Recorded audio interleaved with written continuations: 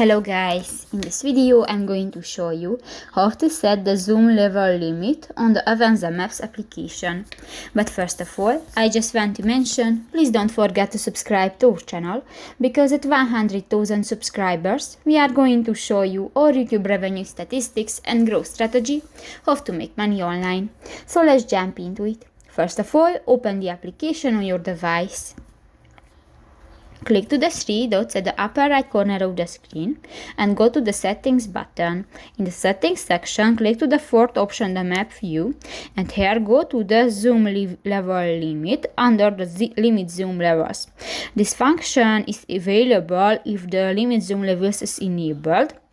Click that and you can set the level of the limit and just select one, for example the first, and click that.